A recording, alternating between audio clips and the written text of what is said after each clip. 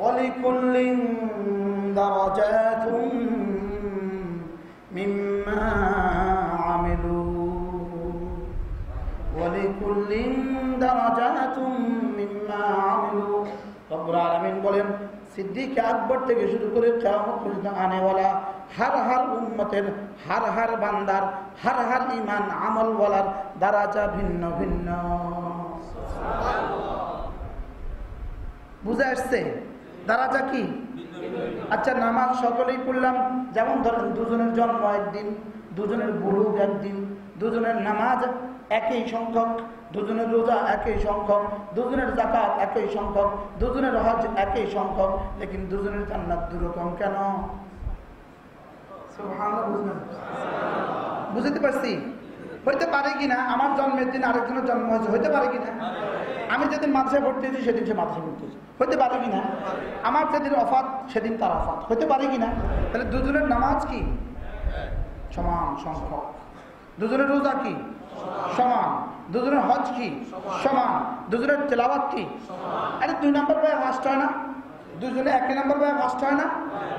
দুজন মেম্বার নির্বাচিত হয় না একই ভোট পাইয়া? তাহলে দুজনের নাম্বার সমান হইতে পারে কিনা? তাহলে ওয়ালিকুল্লিন দারাজাতুম মিম্মা আমিলু। রব্বুল আলামিন বলেন প্রত্যেকের দারাজা ভিন্ন ভিন্ন। তাহলে দারাজা ভিন্ন না এক?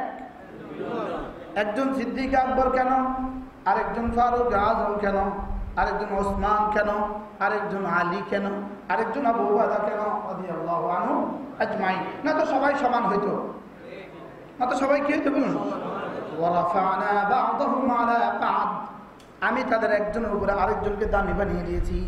তাহলে বোঝা গেছে দাম বসে হৃদয়ের ভিত্তিতে। দাম বসে কিসের ভিত্তিতে? দিলের ভিত্তিতে দাম বসে। দাম বসে দিলের ভিত্তিতে, আর বাহিরের ভিত্তিতে? আর বাহিরটা সহি নেই, বাহিরটা সহিও নাই, এবার দাম বসবে? আরে আগে তো কাঠ বানাও পরে তো রং লাগাও,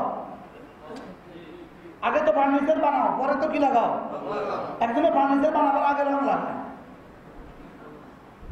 কথা মনে হয় বুঝেন না? এরকম আমাদের দেশে কিছু মানুষ আছে ফার্নিচার বানাবার আগে রং লাগায়। যারা মাদ্রাসার ধারা কাছে দিয়েও যায় নাই, একটা জুব্বা লাগাইছে, একটা পাগড়ি লাগাইছে, একটা পাপড়ি লাগাইছে, একটা লাঠি হাতে রয়েছে, এটা রং লাগাইছে ফার্নিচারের আগে। আফওয়ান, মাফ করবেন আমাকে, রং লাগাইছে কিসের আগে? ফার্নিচারের। এই ফার্নিচারের আগে যারা রং লাগা এরা গোমরাহ। ফার্নিচারের আগে রং লাগাইছে এরা, ফার্নিচারের আগে রং লাগাইছে। মাদ্রাসা আসল তৈরি হয় তবে লিগে রং লাগে। এবার আস্তে আওয়াজ দিচ্ছেন।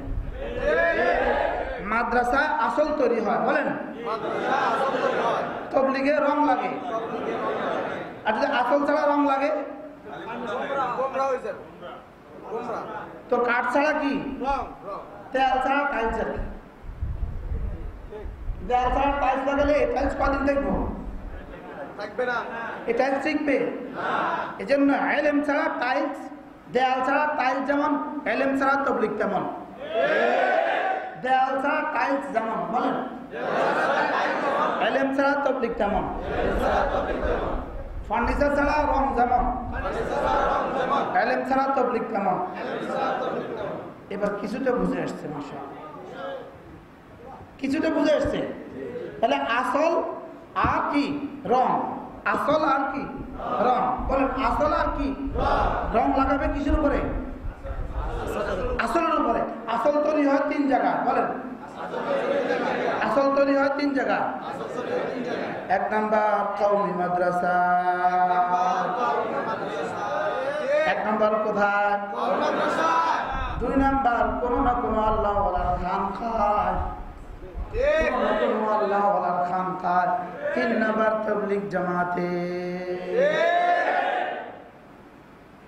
তাহলে আমরা আসলও বানাইতে হবে, রঙও লাগাইতে হবে। আসলও বানাইতে হবে, রঙও লাগাইতে হবে।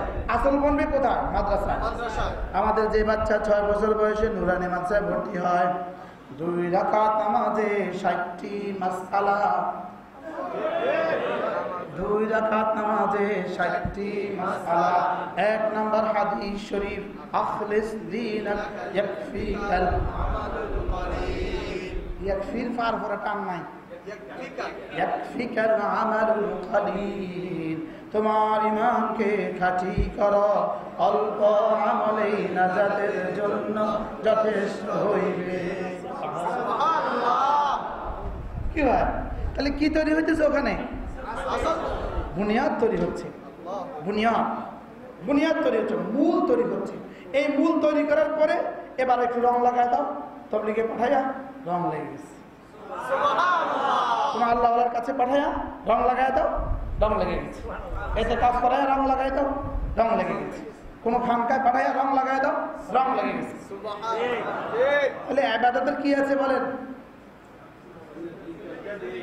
কি কি? জাহের বাতিন। জাহের, আচ্ছা বলেন তো দেখি, জাহের মানে শুদ্ধ হওয়া, জাহের মানে আসাহু, সিহহাতের বিষয়টা হলো জাহের, আর দিলের বিষয়টা হলো আখলাসু। এই দুইটা বিষয়, আসাহ আখলাস, আসাহ আখলাস, সিহহাত ইখলাস, সিহহাত ইখলাস, সিহহাত ইখলাস, সিহহাত ইখলাস। বলেন এই মাদ্রাসারা বলবেন না, অন্যরা বলেন সিহহাত ইখলাস। বলেন এই শব্দগুলো তো আমরা বুঝি না। বুঝেন না কেন? ওই জন্য কাঁদেন। বুঝলেন না কেন? আমরা ইমানের শব্দগুলো বুঝলেন না কেন? কি ইমানের শব্দগুলো কি বুঝলেন না কেন? বউরে কাছে নুন লইতো, বউকার নুন আমি কইতে পারি না, চিনি না, তো আপনি কি করবেন? বেকুব, বেকুব মাইয়া নুন চিনো না বলবেন কি বলবেন না? বলেন। কারণ এগুলো কমন বিষয়, কমন বিষয়গুলো চিনতে হয়। আপনি সিহহাত শব্দটা পারেন না, ইখলাস শব্দটা পারেন না, আমি তো বাংলা কইতাম না। বাহরাল সিহহাত বাহিরেরটা, ইখলাস ভিতরে। বুঝা আসছে কথা? সহি না হইলে দাম নাই, আর ভিতরেরটা ঠিক না হইলে কমপক্ষে অল্প কদ্দুর দাম আছে। সুবহানাল্লাহ বলবেন না? আর বাহিরটা যদি ঠিক নাই হয়, হবেই না। কি বলছি বলেন? হবেই না। আর ভিতরেরটা পুরা ঠিক নাই, স্লাইড আছে, স্লাইড। এই স্লাইডের ভিত্তিতে কিছু না কিছু নাম্বার আছে। এখন বাহিরেরটা ঠিক হয় মাদ্রাসায়, বাহিরেরটা ঠিক হয় কোথায়? বাহিরেরটা যদি ঠিক না হয়, হ্যাঁ কিছুই নাই। আর ভিতরেটা যদি ঠিক না হয়, সাকেতানে জিম্মা আছে, স্লাইড আছে, হালকা আছে, 10 আছে। কত আছে? এবার 10-এর সাথে ভিতরেটা ঠিক হইলে 70, 700, 7,000, 7 লাখ, 7 কোটি, 49,000 কোটি।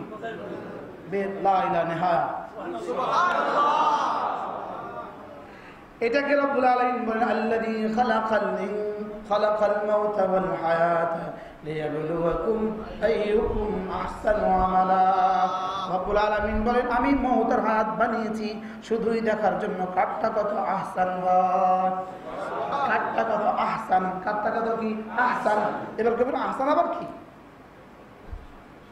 যদি আমার আব্বা হইতো তো কইতো আহসান হলো আমার মাথা। আমার আব্বা এমনি ওয়াজ করতো, তো আহসান বুঝেন না কেন? আহসান আমার মাথা। আহসান বলেন, আহসান মানে সবচেয়ে সুন্দর। বলেন সুবহানাল্লাহ। লিয়াবলুয়াকুম আইয়ুকুম আহসানু আমালা। রব্বুল আলামিন বলেন আমি মউতের হায়াত বানিয়েছি শুধুই দেখার জন্য কাটটা কত সুন্দর হয়, কাটটা কত কি হয়? সুন্দর হয়। এখন ইবাদত আহসান কখন হবে? যখন বাহিরেরটাও শুদ্ধ হয়, ভিতরেরটাও সুন্দর হয়। যখন ইবাদত একদিক থেকে আখলাস হয়, ভিতর থেকে আখলাস হয়, বাহিরের থেকে আসাহু হয়, বাহিরের থেকে শুদ্ধ হয়, ভিতর থেকে ইখলাসের ভিত্তিতে হয়।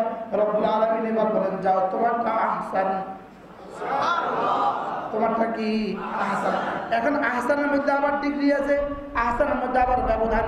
কারণটা আহসান হইয়া বড় আব্দুল কাদের জিলানী, কারণটা আরো আহসান হইয়া হযরত বেলাল, কারণটা আরো আহসান হইয়া হযরত ওমর, কারণটা আরো আহসান হইয়া সিদ্দিক আকবর।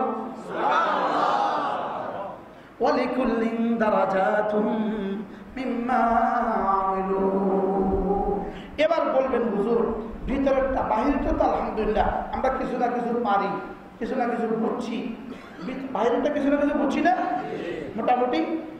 যেমন হজের মধ্যে কি ইহরাম বাহিরেরটা, হ্যাঁ, তাওয়াফ বাহিরেরটা, সাই বাহিরেরটা, মিনা বাহিরেরটা, মুজদালিফা বাহিরেরটা, আরাফা বাহিরেরটা, বুঝে আসছে কিনা? এবার ওর ভিতরেরটা কি, ভিতরে কোনটার ভিত্তিতে ইবাদত এতটা দামি হবে? তিনটা জিনিসের ভিত্তিতে। বলেন কটা? আল্লাহ। কটার ভিত্তিতে? এক নাম্বার আল্লাহ তাআলার মুহাব্বত, এক নাম্বার। দুই নাম্বার আল্লাহর রহমতের আশা,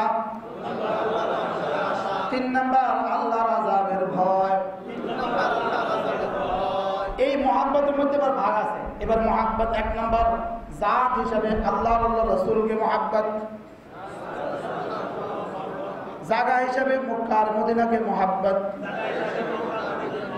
বস্তু হিসাবে মসজিদ আর মাদ্রাসাকে মুহাব্বত।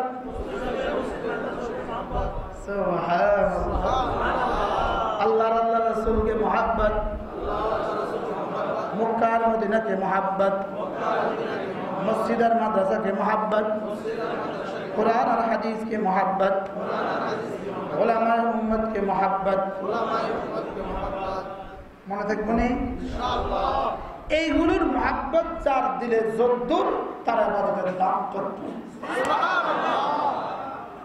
আল্লাহর রাসূলের মোহাব্বত, বলেন আল্লাহর রাসূলের মোহাব্বত, কুরআন ও হাদিসের মোহাব্বত, মক্কা ও মদিনার মোহাব্বত, মসজিদ ও মাদ্রাসার মোহাব্বত, হক্কানি রব্বানি আল্লাহ ওয়ালাদের মোহাব্বত।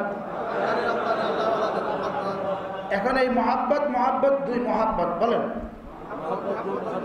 একটা মুহাব্বাতুল্লাহ,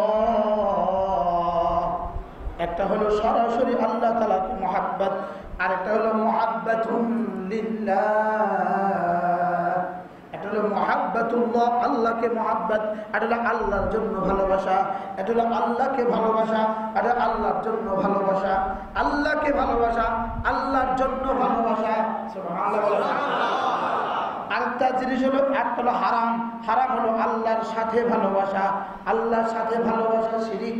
আল্লাহকে ভালোবাসা ওয়াজিব, আল্লাহর জন্য ভালোবাসা ওয়াজিব, আর আল্লাহর সাথে ভালোবাসা শিরিক। যেমন মাঝবান্দারীরা তাদের মাজারকে ভালোবাসে, আল্লাহর সাথে ভালোবাসে, এজন্য এটা হারাম। আল্লাহ আওয়াজ বেশি জোরে দিচ্ছেন মসজিদ তো। রাফু সাউতি ফিল মসজিদে হারামুন ওয়ালাউ বিযিকরিল্লাহ। আল্লাহকে ভালোবাসা, বলেন আল্লাহকে ভালোবাসা, এটা হলো আসল। এটা হলো কি বলেন? আসল। আল্লাহকে ভালোবাসা, বলেন এটা আসল। আল্লাহর জন্য ভালোবাসা, রাসূলকে ভালোবাসা, আল্লাহর জন্য ভালোবাসা। হারাম প্রেম, এটা কোন ভালোবাসার মধ্যে পড়ে? হারাম প্রেম। আরেকজনের ভাবিকে ভালোবাসা, এটা আরেকজনের বউকে ভালোবাসা, এটা কোন কোন ভালোবাসার মধ্যে পড়ে? এটা বাইর করতে হবে আজকে, এটাও বাইর করতে হবে। মাকে ভালোবাসা কোন ভালোবাসা? স্ত্রীকে ভালোবাসা কোন ভালোবাসা? সন্তানকে ভালোবাসা কোন ভালোবাসা? আপন ভাই বোনকে ভালোবাসা কোন ভালোবাসা? আত্মীয় স্বজন খালা ফুফিকে ভালোবাসা কোন ভালোবাসা? আল্লাহ রসুলকে ভালোবাসা কোন ভালোবাসা? উলামা উম্মতকে ভালোবাসা কোন ভালোবাসা? কিছু ভালোবাসা হালাল, কিছু ভালোবাসা হারাম। বলেন সমস্ত হালাল ভালোবাসা, আল্লাহ ছাড়া অন্য সমস্ত ভালোবাসা, এটাকে কোরআনের ভাষা আর হাদিসের ভাষা হুব্বু ফিল্লাহ, হুব্বু লিল্লাহ, হুব্বু ফিল্লাহ, হুব্বু লিল্লাহ, হুব্বু ফিল্লাহ, হুব্বু লিল্লাহ, হুব্বু ফিল্লাহ, হুব্বু লিল্লাহ। যেমন আমি মাকে ভালোবাসি, এটা হুব্বু ফিল্লাহ। আমি আব্বাকে ভালোবাসি, হুব্বু ফিল্লাহ, স্ত্রীকে ভালোবাসি হুব্বু ফিল্লাহ, রাসূলকে ভালোবাসি হুব্বু লিল্লাহ, লিল্লাহ হুব্বু লিল্লাহ, বলে হুব্বু লিল্লাহ। কোরআন হাদিসকে ভালোবাসি হুব্বু লিল্লাহ, মসজিদ মাদ্রাসা ভালোবাসি হুব্বু লিল্লাহ, মাকে ভালোবাসি হুব্বু ফিল্লাহ, আব্বাকে ভালোবাসি হুব্বু ফিল্লাহ। হিন্দুরা তাদের দুর্গাকে ভালোবাসে হুব্বুন মাআল্লাহ, হুব্বুন মাআল্লাহ শিরিক, বলেন হুব্বু আল্লাহর সাথে ভালোবাসা শিরিক, আল্লাহর সাথে ভালোবাসা শিরিক, বলেন আল্লাহর জন্য ভালোবাসা ওয়াজিব, আল্লাহর মধ্যে ভালোবাসা ওয়াজিব, আল্লাহকে ভালোবাসা ফরজ, আল্লাহকে ভালোবাসা ফরজ, আল্লাহর জন্য ভালোবাসা ওয়াজিব, আল্লাহর মধ্যে ভালোবাসা ওয়াজিব, আল্লাহর সাথে ভালোবাসা শিরিক, আল্লাহর সাথে ভালোবাসা শিরিক, আল্লাহর সাথে ভালোবাসা কি? এবার আরেকজনের বউকে ভালোবাসা শিরিক। এটা কি কথা বললাম না, এটা তো জীবন আর কোনোদিন বলি না। শিরিক যেরকম হারাম, আরেকজনের বউকে হারাম ভালোবাসা এরকম হারাম। হাজার হাজার ঘটনা চলতেছে, স্বামী বিদেশে, সে আরেকজনের বউ নেমে গিয়ে চলে এসেছে। ঘটে কি ঘটনা বলেন? বলেন শিরিক যেরকম হারাম, বলেন কুফরি যেরকম হারাম, আরেকজনের বউকে বউর ডিভোর্স দিয়া এই বউকে নিয়ে আসা এরকম হারাম। আছে না না? এরকম সমাজে আছে তো, এরকম না? ধনী ধনী আছে কিনা? নারী ডিভোর্স দেয়, যেমন ধরেন ছেলে বিদেশে, তার স্ত্রী তাকে ডিভোর্স দিয়া এবার সে কি করেছে, এবার সে আরেকজনের হাত ধরে চলে গেছে। ওই একই দিন ডিভোর্স, একই দিন তার সাথে বিয়ে হয়েছে। এই বিয়ে এই স্ত্রী ওই স্বামী থেকে পৃথক হয় নাই, তার থেকেও বিচ্ছিন্ন হয় নাই, তার সাথেও বিয়ে হয় নাই। এখন থেকে যা হয়েছে সব জেনা জেনা জেনা। আসেনি সমাজে এই অসুবিধা? এই অসুবিধা সমাজে আছে কিনা বলেন? আপনি ধর্ষণ ঠেকাবেন কি দিয়ে? ধর্ষণ তো ঘরে ঘরে, জেনা তো ঘরে ঘরে, জেনা তো কি বলেন ঘরে ঘরে। তাহলে আরেকজনের স্ত্রীকে নিয়ে পালিয়ে যাওয়া হালাল না হারাম? শিরিকের মতো হারাম, কুফরির মতো হারাম, কি বলে শুকরের মতো হারাম, বলেন কুত্তার মতো হারাম। নারী ডিভোর্স দিলে বিয়ে ভাঙে না, বলেন নারী ডিভোর্স দিলে ডিভোর্স হয় না, বলেন নারী ডিভোর্স দিলে ডিভোর্স কি হয় না? যতক্ষণ না স্বামী তাকে তাফবিজের ক্ষমতা না দেয়। আর স্বামীকে তালাক দেওয়ার ক্ষমতা ইসলাম দেয় নাই। নারীকে ইসলাম স্বামীকে তালাক দেওয়ার ক্ষমতা দেয় নাই। নারীকে ক্ষমতা দিয়েছে স্বামীর অনুমতিতে, স্বামীর বলা সাপেক্ষে, স্বামীর অনুমতি সাপেক্ষে নিজের উপরে তালাক প্রয়োগ করবে। নিজে কি করবে বলেন? এখন স্ত্রী স্বামীকে তালাক দেয়, আমি তোমাকে মাননীয় জজ সাহেবের সামনে 3 তালাক দিলাম। তোর কাছে নাই, দিবি করব, বুঝেন নাই কথা? নাই দিবি প্রত্যেকে, আছে না নাই? এটা এই ভালোবাসা চলছে কি চলছে না? জোয়ার এটা ভালোবাসা না কুফরি? এটা ভালোবাসা না শিরিক? এটা ভালোবাসা না নাফরমানি? এই ভালোবাসায় শান্তি আসবে না অশান্তি আসবে? এই প্রশংসা আল্লাহ কিনলে বলা আমাদের দিয়ে নিশ্চয়ই কোনো খায়ের মধ্যে আছে, নিশ্চয়ের মধ্যে কোনো কি আছে, নিশ্চয়ের মধ্যে কোনো খায়ের আছে। এই জন্য নারী পুরুষকে ডিভোর্স দিলে ডিভোর্স হয় না, বলেন। তো কেউ বলছে কোন আইন আপনাদের হাতে আছে, কোন ল আপনাদের কাছে আছে, 90 দিনের মধ্যে যদি সে দস্তখত করে তাহলে কি হয়ে যাবে? তালাক হয়ে যাবে। অথবা 90 দিনের মধ্যে তার প্রতিনিধি চেয়ারম্যান সাহেব দস্তখত করলে তালাক হয়ে যাবে। চেয়ারম্যান সাহেব দস্তখত করলে তার বউ তালাক হবে কেন? এটা কোন আইন হইতে পারে? বুঝুন নাই কথা?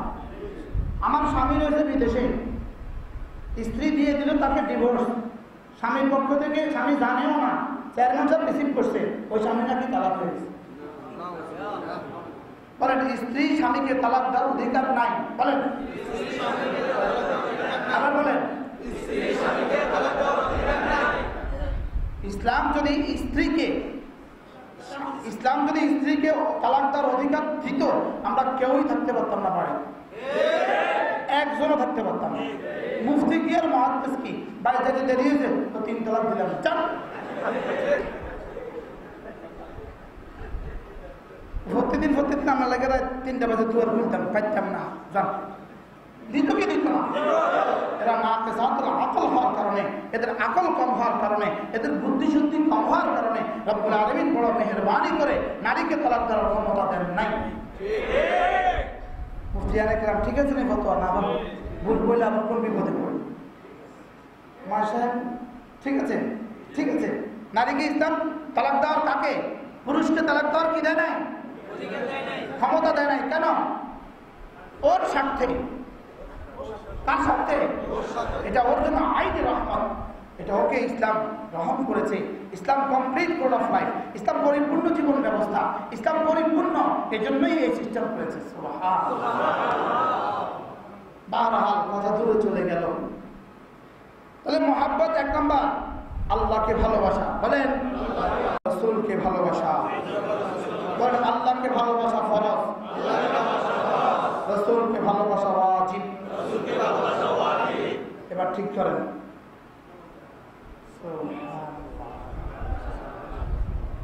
হযরত ওমর বলেন, ইয়া রাসূলুল্লাহ আমি আপনাকে অনেক ভালোবাসি। রাসূল বলেন, কেমন ভালোবাসা? ইয়া রাসূলুল্লাহ আমার মাল থেকে, আমার আহাল থেকে। আল্লাহ নবী বলেন, না তোমার নফস থেকে। হযরত ওমর বলেন, ইদান না, না। আল্লাহ নবী, না আমি আমার নফস থেকে আপনাকে ভালোবাসতে পারি না। রাসূল বলেন, ইদান লা। ওমর এখনো তুমি পূর্ণাঙ্গ মুমিন হও না, এখনো তুমি পূর্ণাঙ্গ মুমিন হও নাই, একটু পরে ভেবে চিনতে। ওমর বলেন, ইদান নাম, ইদান নাম। ইয়া রাসূলুল্লাহ হ্যাঁ এখন কথা দিচ্ছি আমি আপনাকে আমার জান থেকে বেশি ভালোবাসি। রাসূল বলেন, ওমর ইদান নাম, হ্যাঁ এখন তুমি মুমিন। এবার নিজের গরিবানের দিকে তাকান, নিজের জামা খুলে নিজের দিলের দিকে তাকান, নিজের কলিজার দিকে তাকান। আল্লাহ আল্লাহ রাসূলের ভালোবাসা আমাদের দিলে কত। আমাদের হযরত নানুপুরি রহমতুল্লাহ আলাইহি হুজুর বলতেন, আল্লাহ আমার হুজুরের কবরকে জান্নাতের টুকরো বানিয়ে দেন। হুজুর বলতেন, ওবা আপনারা তো বুঝবেন, চিরমের পাশের মানুষ, ওবা নিজের কলিজায় আঙ্গুল দিয়ে চাও আল্লাহর মহাব্বতের পানিতে আঙ্গুল কদ্দুর ভিজে, আল্লাহর মহাব্বতের পানিতে আঙ্গুল কদ্দুর ভিজে, এটা দেখো না।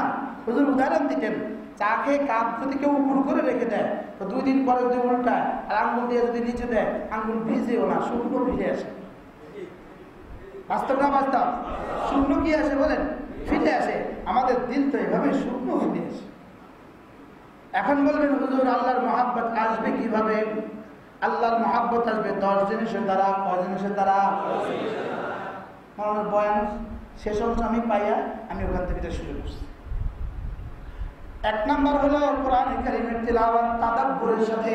তাদাব্বুরের সাথে কোরআনে কারীমের তিলাওয়াত দ্বারা মানুষের দিলে আল্লাহর মহাব্বত আসে। কোরআনে কারীমের তিলাওয়াত, বলেন কোরআনে কারীমের তিলাওয়াত। ফিকিরের সাথে কোরআনে কারীমের তিলাওয়াত দ্বারা দিলে আল্লাহ তাআলার মহাব্বত আসে। কিসের সাথে? ফিকিরের সাথে। ফিকিরের সাথে কোরআনে কারীমের তেলাওয়াত দ্বারা দিলে আল্লাহর মহাব্বত আসে। ফিকিরের সাথে কোরআনে কারীমের তেলাওয়াত দ্বারা দিলে আল্লাহর মহাব্বত আসে। 2 নম্বরে বেদাওয়ামে কাসরাতে যিকরুল্লাহ, বেশি বেশি জিকিরের দ্বারা দিলে আল্লাহর মহাব্বত আসে।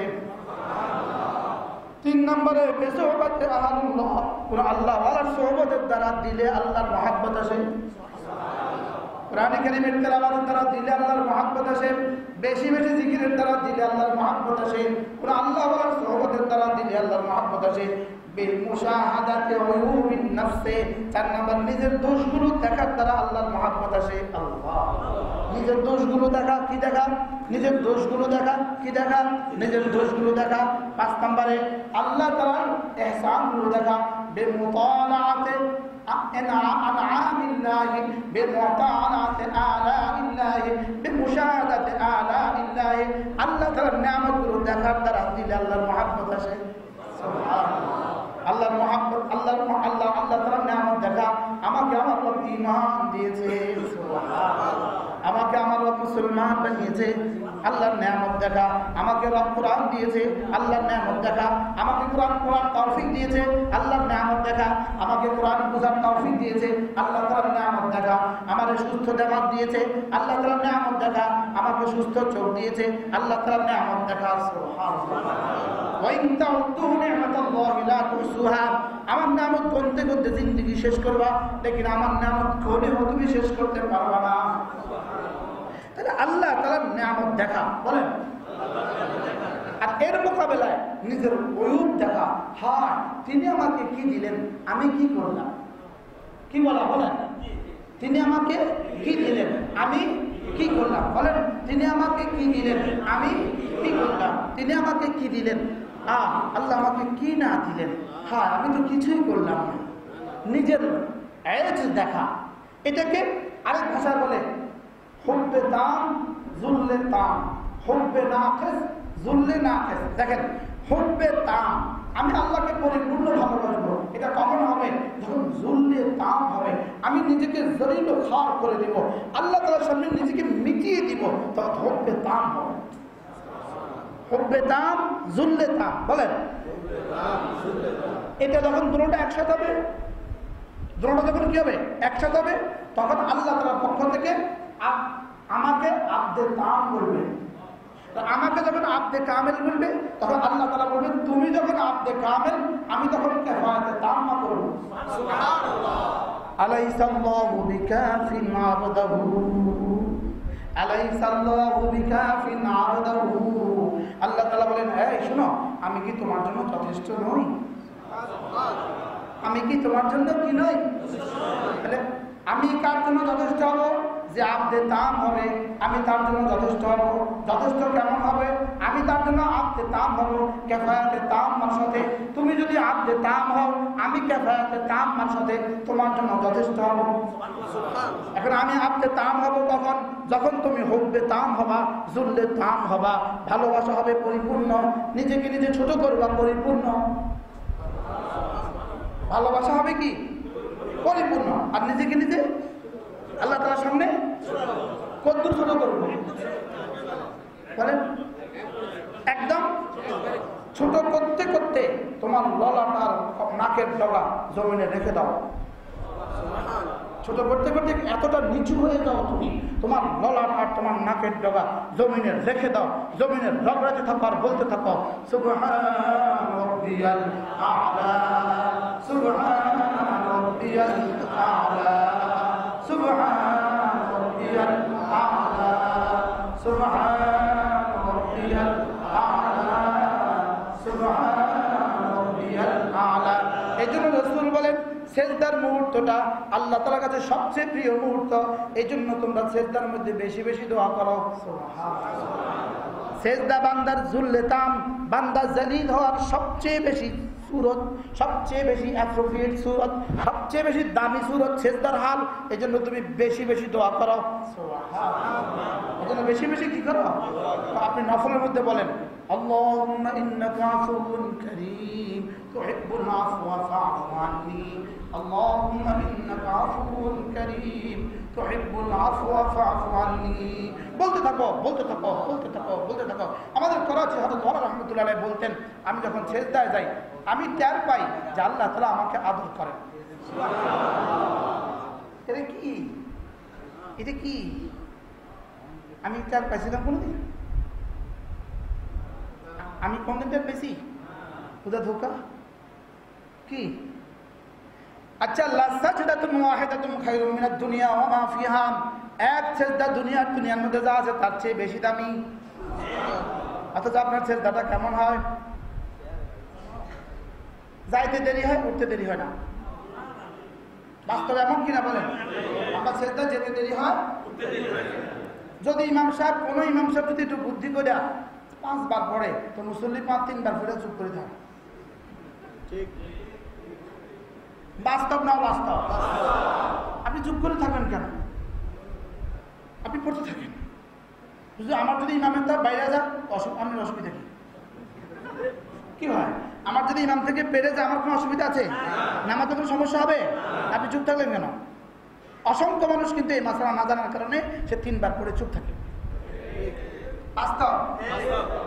আর আমরা অসংখ্য মানুষ 3 বারই পড়ি, এর বেশি আর পড়ি না, বেশি আর পড়ি না। বাস্তব না বাস্তব? যেটা আমি বুঝি নাই এর দাম কত। বাহিরে একবার সুবহানাল্লাহ বললে যা দিবে, সেজদার মধ্যে একবার সুবহানাল্লাহ বললে তার চেয়ে কোটি কোটি গুণে বেশি দিবে। কারণ বাহিরেরটা নফল, ভিতরেরটা মুস্তাহাব। বাহিরেরটা নফল, ভিতরেরটা সুন্নাত। সুবহানাল্লাহ বলবেন। মাসালা ঠিক আছে না? হ্যাঁ ঠিক আছে, ওলামা একরাম ঠিক আছে। বাহিরেরটা কি নফল, নামাজের ভিতরেরটা কি সুন্নাত। সুবহানাল্লাহ বলবেন। আচ্ছা, বাহিরে আল্লাহু আকবার আযম মিন উহুদিন, উহুদের চেয়ে ভারী। তাকবীরে তাহরিমা আল্লাহু আকবার, বাহিরে যদি 100 কোটি বার বলে যা দিবে, ভিতরে আল্লাহু আকবার তাকবীরে তাহরিমা তার চেয়েও ভারী। কেন? তাকবীর তাহরিমা আল্লাহু আকবার কি? আচ্ছা, সেটা যদি এবার ফরজ নামাজের তাকবীরে তাহরিমা হয়, এবার নফলের তাকবীরে তাহরিমা 1 কোটি বার পড়লে যা, ফরজের তাকবীরে তাহরিমা একবার বললে তার চেয়ে ভারী। আচ্ছা, এবার যদি ওটা ইমামের সাথে তাকবীরে তাহরিমা হয়, একাকি ফরজের মধ্যে তাকবীরে তাহরিমা যা দিবে, ইমামের সাথে তাকবীরে তাহরিমা তার চেয়ে কোটি গুণে ভারী। ওয়ালিকুল্লিন দারাজাতুন মিম্মা আমিলু।